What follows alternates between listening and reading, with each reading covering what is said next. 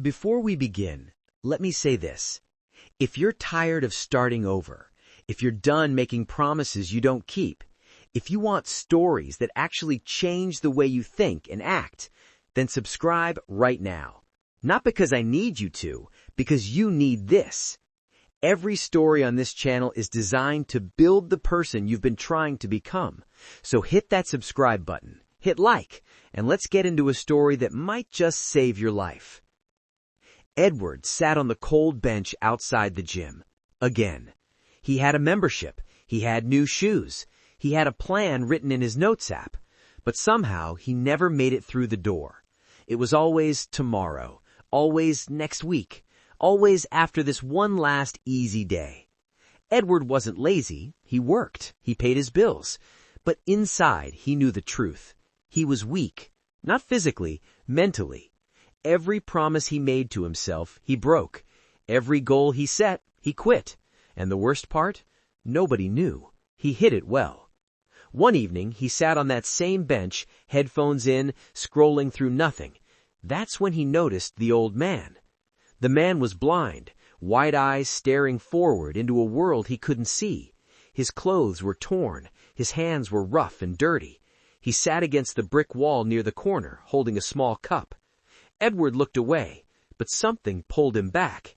The old man wasn't begging. He was just sitting there, calm, still, like he had nothing and needed nothing. Edward stood up and walked over. He dropped a few bills into the cup. "Thank you," the old man said. His voice was soft but clear. Edward nodded and turned to leave.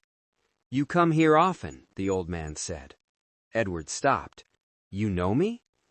"I hear your footsteps every evening. You sit on that bench, you sigh, then you leave." Edward felt something twist in his chest. "Yeah, I guess I do." The old man tilted his head.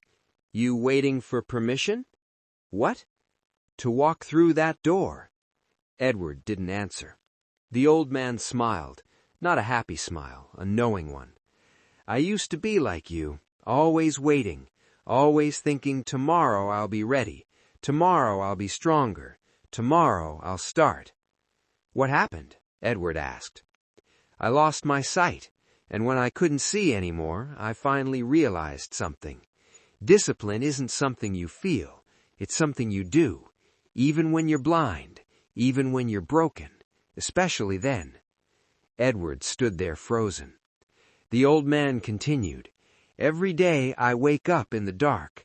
I can't see where I'm going, but I still move. I still try. Because if I wait until I feel strong, I'll wait forever. Strength doesn't come first. Discipline does." Edward felt his throat tighten. The old man reached into his coat and pulled out a small, worn notebook. He handed it to Edward. "I can't see to write anymore, but I kept this for years. 1 page for every day I did what I said I would do, even the smallest thing. It's not magic, it's proof." Edward opened it. Pages and pages of dates. Some had 1 sentence, some had none, just a check mark, just proof that the day was honored. "Start with 1 thing," the old man said. "Not 10, 1, and do it even when you don't want to. That's the only way you'll stop being weak." Edward looked at the old man, then at the notebook, then at the gym. He walked inside. No plan, no motivation, just movement. He didn't lift heavy, he didn't run fast, he just showed up. And when he left 30 minutes later, he wrote the date in the notebook. Day 1. The next evening, he didn't feel like going, but he went. Day 2. A week later, his body still didn't crave it, but he went anyway. Day 7. Something started to shift, not in his muscles, in his mind. Every time he kept his word to himself, he felt less like a liar, less like a quitter. He started waking up earlier, not because it felt good, because he said he would. He stopped hitting snooze. He started finishing what he started. Small things, 1 page of reading, 10 push-ups, 1 real conversation instead of scrolling. It wasn't pretty. Some days he barely made it, but he made it. 3 months later, Edward saw his reflection in the gym mirror. He looked different, not because of muscle, because of the way he stood. He wasn't hiding anymore. He went back to the bench that evening. The old man was there. Edward sat beside him and placed the notebook in his hands. "I filled 20 pages. The old man smiled. "Good. Now fill 100. "Why did you give this to me?" Edward asked. "Because I saw myself in you, and I didn't want you to wait as long as I did." Edward looked at him. "You're not weak." "No," the old man said quietly, "not anymore." Discipline is not a feeling.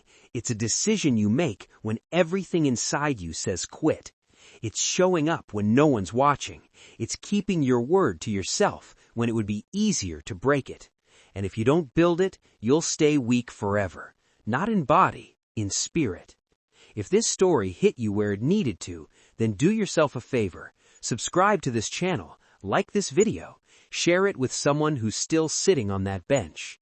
Because growth doesn't happen by accident. It happens when you decide you're done being weak.